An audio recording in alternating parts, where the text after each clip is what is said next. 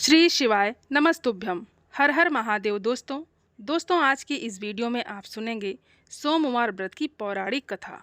बहुत समय पहले वाशकल नामक गांव में बिंदुक नाम का एक ब्राह्मण रहता था।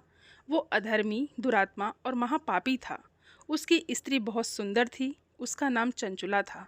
वो सदा उत्तम धर्म का पालन करती थी, परंतु बिंदुक वैश्यागामी था। इस तरह कुकर्म करते हुए बहुत समय व्यतीत हो गया। उसकी स्त्री काम से पीड़ित होने पर भी, सधर्म नाश के भय से क्लेश सहकर भी काफ़ी समय तक धर्मभ्रष्ट नहीं हुई, परंतु आगे चलकर वो भी अपने दुराचारी पति के आचरण से प्रभावित होकर दुराचारी और अपने धर्म से विमुख हो गई। इस तरह दुराचार में डूबे हुए उन पति पत्नी का बहुत सा समय व्यर्थ व्यतीत हो गया। वैश्यागामी दूषित बुद्धि वाला वो दुष्ट ब्राह्मण बिंदुक समय अनुसार मृत्यु को प्राप्त होकर नरक में चला गया। बहुत समय तक नरक के दुखों को भोगकर वो मूढ़ बुद्धि पापी विंध्य पर्वत पर भयंकर पिशाच हुआ। इधर उस दुराचारी बिंदु के मर जाने पर वो चंचुला नामक स्त्री बहुत समय तक पुत्रों के साथ अपने घर में रहती रही। पति की मृत्यु के बाद वो भी अपने धर्म से गिरकर पर पुरुषों का संग करने लगी थी। सती विपत्ति में भी अपने धर्म का पालन करना नहीं छोड़ती। यही तो तप है। कठिन तो होता है, लेकिन इसका फल मीठा होता है। एक दिन देवयोग से किसी पुण्य पर्व के आने पर वो अपने भाई बंधुओं के साथ गोकर्ण क्षेत्र में गई।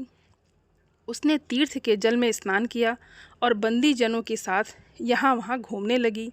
वो एक देव मंदिर में गई। वहाँ उसने एक ब्राह्मण के मुख से भगवान शिव की परम पवित्र एवं मंगलकारी कथा सुनी। ब्राह्मण कह रहे थे कि जो स्त्रियाँ व्यभिचार करती हैं, वो मरने के बाद जब यमलोक जाती हैं, तब यमराज के दूत उन्हें तरह तरह से यंत्रणा देते हैं कि वे उसके कामांगों को तप्त लौह के डंडों से दागते हैं। तप्त लौह के डंडों से उसका संसर्ग कराते हैं। ये सारे दंड इतनी वेदना देने वाले होते हैं कि जीव पुकार पुकार कर कहता है कि अब वो ऐसा नहीं करेगा, लेकिन यमदूत उसे छोड़ते नहीं हैं। कर्मों का फल तो सभी को भोगना पड़ता है। देव ऋषि मनुष्य सभी इससे बंधे हुए हैं। ब्राह्मण के मुख से ये वैराग्य बढ़ाने वाली कथा को सुनकर चंचुला भय से व्याकुल हो गई। कथा समाप्त होने पर सभी लोग वहाँ से चले गए। तब कथा बाजने वाले ब्राह्मण देवता से चंचुला ने कहा कि हे ब्राह्मण, धर्म को न जानने के कारण मेरे द्वारा बहुत बड़ा दुराचार हुआ है। स्वामी, मेरे ऊपर कृपा कर मेरा उद्धार कीजिए। आपके प्रवचन को सुनकर मुझे इस संसार से वैराग्य हो गया है। मुझ मूढ़ चित्त वाली पापनी को धिक्कार है। मैं निंदा के योग्य हूँ। मैं बुरे विषयों में फंसकर अपने धर्म से विमुख हो गई थी। कौन मुझ जैसी को मार्ग में मन लगाने वाली पापनी का साथ देगा?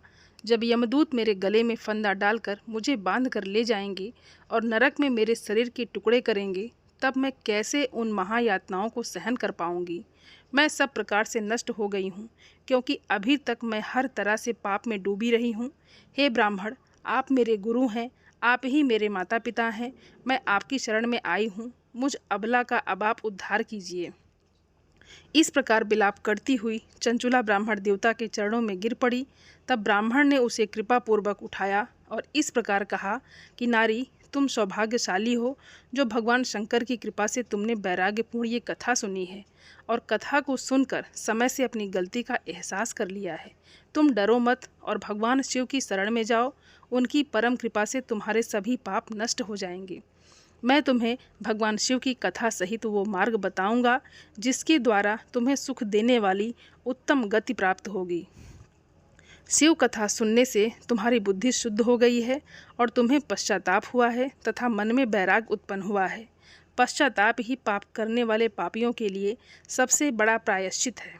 जो मनुष्य अपने कुकर्म के लिए प्रायश्चित नहीं करता, वो उत्तम गति प्राप्त नहीं करता, परंतु जिसे अपने कुकृत्य पर हार्दिक पश्चाताप होता है, वो अवश्य ही उत्तम गति का भागीदार होता है।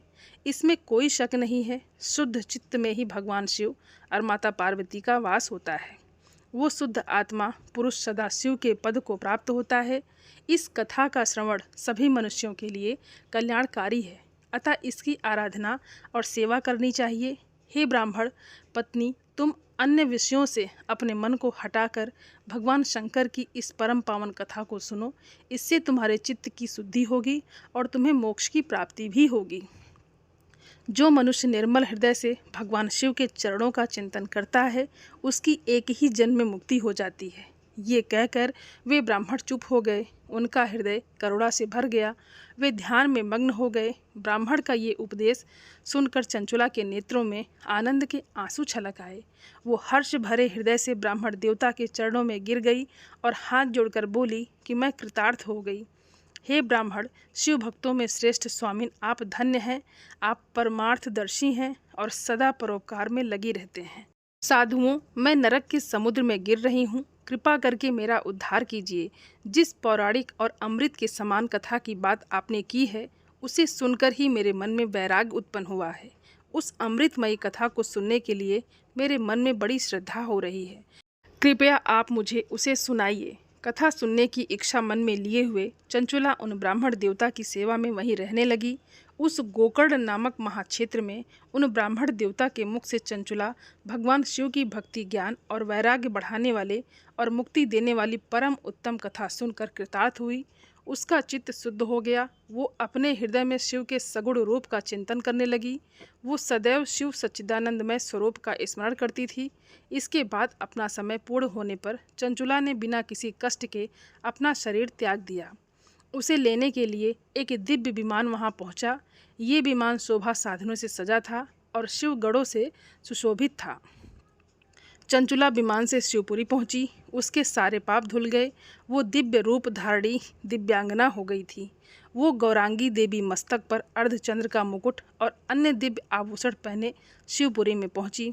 वहां उसने सनातन देवता त्रिनेत्रधारी महादेव शिव को देखा। सभी देवता उनकी सेवा में भक्ति भाव से उपस्थित थे। उनकी अंगकांत करोड़ों सूर्यों के समान प्रकाशित हो रही थी। 5 मुख और हर मुख में 3-3 नेत्र थे। मस्तक पर अर्धचंद्र आकार मुकुट शोभायमान हो रहा था। कंठ में नील चिन्ह। उनके साथ में देवी गौरी विराजमान थी, जो विद्युत पुंज के समान प्रकाशित हो रही थी। महादेव जी की कांत कपूर के समान गौर थी। उनके शरीर पर श्वेत वस्त्र थे तथा शरीर श्वेत भस्म से युक्त था। इस प्रकार भगवान शिव के परम उज्जवल रूप के दर्शन कर चंचुला बहुत प्रसन्न हुई। उसने भगवान को बारंबार प्रणाम किया और हाथ जोड़कर प्रेम, आनंद और संतोष से युक्त विनीत भाव से खड़ी हो गई। उसके नेत्रों से आनंद के आंसुओं की धारा बहने लगी। भगवान शंकर और भगवती गौरी उमा ने करुणा के साथ सौम्य दृष्टि से देखकर चंचुला को अपने पास बुलाया। गौरी उमा ने उसे प्रेम पूर्वक अपनी सखी बना लिया। चंचुला सुखपूर्वक भगवान शिव के धाम में उमा देवी की सखी के रूप में निवास करने लगी। एक दिन चंचुला आनंद में मग्न उमा देवी के पास गई और दोनों हाथ जोड़कर उनकी स्तुति करने लगी। हे गिरिराज नंदिनी स्कंद माता उमा, आप सभी मनुष्यों एवं देवताओं द्वारा पूजित तथा समस्त सुखों को देने वाली हैं। आप शंभु प्रिया हैं। आप ही सगुणा और निर्गुणा हैं। हे सच्चिदानंद स्वरूपा, आप ही प्रकृति की पोषक हैं। हे माता, आप ही संसार की सृष्टि, पालन और संहार करने वाली हैं। इस प्रकार सद्गति प्राप्त चंचुला देवी की स्तुति कर शांत हो गई। उसकी आंखों में प्रेम के आंसू उमड़ पड़े। तब शंकर प्रिया भक्त वत्सला उमा देवी ने बड़े प्रेम से चंचुला को चुप कराते हुए कहा कि सखी चंचुला, मैं तुम्हारी इस स्तुति से बहुत प्रसन्न हूँ। बोलो, क्या वर मांगती हो? तब चंचुला बोली, हे गिरिराज कुमारी, मेरे पति बिंदुक इस समय कहाँ हैं? उनकी स्थिति कैसी है, मुझे बताइए और कुछ उपाय कीजिए ताकि हम फिर से मिल सकें। हे महादेवी, मेरे पति एक शूद्र जाति वैश्या के प्रति आसक्त थे और पाप में ही डूबे रहते थे। गिरिराज बोली, बेटी, तुम्हारा पति बिंदुक पापी था। उसका अंत बड़ा भयानक हुआ। वैश्या का उपभोग करने के कारण वो मूर्ख नरक में अनेक वर्षों तक अनेक प्रकार के दुख भोग कर अवशेष पाप को भोगने के लिए विंध्य पर्वत पर पिशाच की योनि में रह रहा है और वो दुष्ट वहीं वायु पीकर रहता है और सब प्रकार के कष्ट सहता है। गौरी देवी की ये बात सुनकर चंचुला अत्यंत दुखी हो गई। फिर मन को किसी तरह स्थिर करती हुई दुखी हृदय से माँ गौरी से उसने एक बार फिर पूछा, हे महादेवी, मुझ पर कृपा कीजिए और मेरे पापी पति का अब उद्धार कीजिए। कृपा करके मुझे वो उपाय बताइए जिससे मेरे पति को उत्तम गति प्राप्त हो सके। गौरी देवी ने कहा, यदि तुम्हारा पति भगवान शिव की पुण्यमय उत्तम कथा सुने तो वो इस दुर्गति को पार करके उत्तम गति का भागी हो सकता है।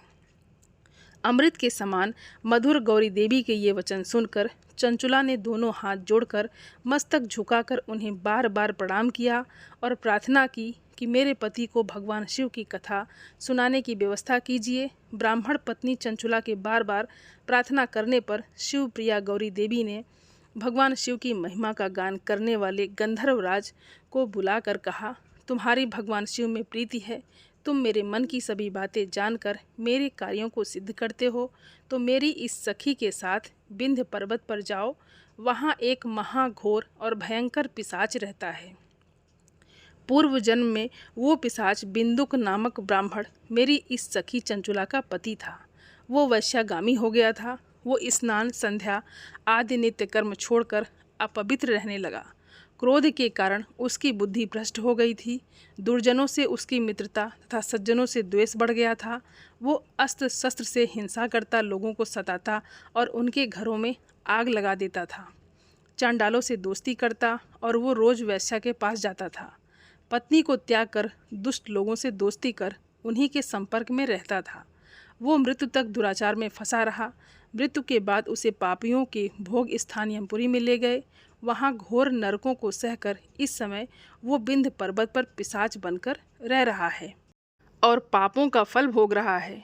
तुम उसके सामने परम पुण्य में पापों का नाश करने वाली भगवान शिव की दिव्य कथा का प्रवचन करो और इस कथा के सुनने से उसका हृदय सभी पापों से मुक्त होकर शुद्ध हो जाएगा और वो प्रेत योनि से मुक्त भी हो जाएगा। दुर्गति मुक्त होने पर उस बिंदुक नामक पिशाच को तुम विमान पर बैठाकर भगवान शिव के पास ले आना। माँ उमा का आदेश पाकर गंधर्वराज प्रसन्नतापूर्वक अपने भाग्य की सराहना करते हुए चंचुला को साथ लेकर विमान से पिशाच के निवास स्थान विंध्य पर्वत पर गया। वहां पहुंचकर उसने विशाल आकृति वाले पिशाच को देखा। उसका शरीर विशाल था, उसकी ठोड़ी बड़ी थी। वो कभी हंसता, कभी रोता, कभी उछलता था।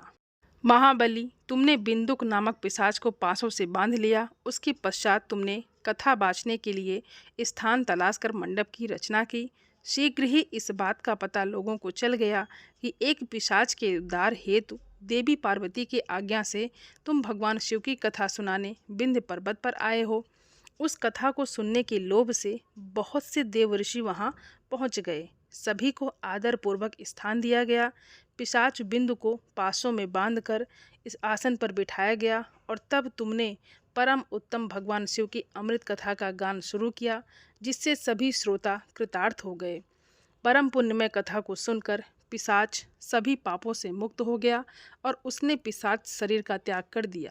शीघ्र ही उसका रूप दिव्य हो गया। उसका शरीर गौर वर्ण का हो गया। शरीर पर श्वेत वस्त्र एवं पुरुषों के आभूषण आ गए। इस प्रकार दिव्य देहधारी बिंदुक अपनी पत्नी चंचुला के साथ स्वयं भी भगवान शिव का गुणगान करने लगा। उसे दिव्य रूप में देखकर सभी को बहुत आश्चर्य हुआ। उसका मन परम आनंद से परिपूर्ण हो गया। सभी भगवान महेश्वर के अद्भुत चरित्र को सुनकर कृतार्थ होकर उनका यशोगान करते हुए अपने अपने धाम को चले गए। बिंदुक अपनी पत्नी चंचुला के साथ विमान में बैठकर शिवपुरी की ओर चल दिया। महेश्वर के गुणों का गान करता हुआ बिंदुक अपनी पत्नी चंचुला और तुमरुका के साथ शीघ्र ही शिवधाम पहुँच गया। भगवान शिव, देवी पार्वती ने उसे अपना पार्षद बना लिया। दोनों पति पत्नी सुखपूर्वक भगवान महेश्वर एवं देवी गौरी के श्री चरणों में अविचल निवास पाकर धन्य हो गए। बोलिए उमा महेश्वर भगवान की जय। दोस्तों, उम्मीद करती हूँ ये वीडियो आप सभी लोगों को बहुत अच्छी लगी होगी और आप सभी सनातनी भाई बहनों से मेरा विनम्र निवेदन है, मेरे चैनल को सब्सक्राइब ज़रूर कर लें और वीडियो को लाइक और अपने फैमिली फ्रेंड के साथ शेयर ज़रूर करें। आप सभी को हर हर महादेव। धन्यवाद दोस्तों।